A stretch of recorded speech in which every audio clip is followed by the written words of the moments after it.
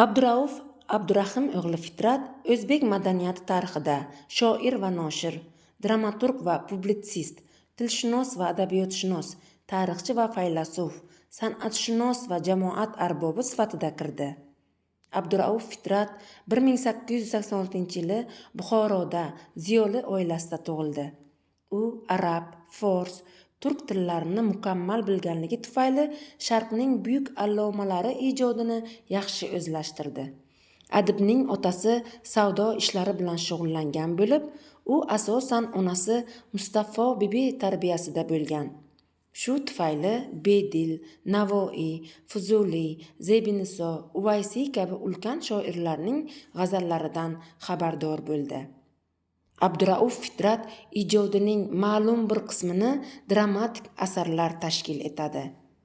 Ular orasida 1924-yilda chop etilgan Abulfayzxon fojiasi alohida o'rin tutadi. Abdurauf Fitratning Abulfayzxon fojiasi bir muncha keskin voqealarni tasvir doirasiga olgan asarlar sirasiga kiradi. Fitrat adabiy badiiy ijodining cho'qqisi hisoblangan mazkur fojia voqea mazmuni va tarixiy faktlarga boy real asar bo'lishi bilan jozibalidir. Pyesada Ashtarxoniylar sulolasining so'nggi vakili Abulfayzxon davrida Buxoro o'lkasida yuz bergan fojia aks ettiriladi.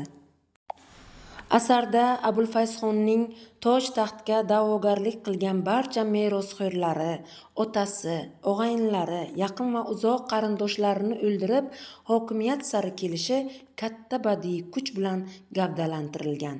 Buxoro taxtini qo'lga kiritgan Abulfayzxon shubha va ta'qib vasvasasiga tushib, hokimiyatni qo'lga kiritishga ko'maklashgan ishonchli safdoshlari, o'ziga sadoqatli jangchi lashkarboshlarini, viloyat hokimlarini qirg'in qilishga kirishadi.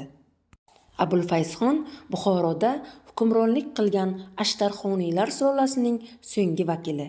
U 1747-yil vaziri Rahimbiy otaliq fitnasi tufayli butun oila a'zolari bilan yo'q qilib yuborilgan.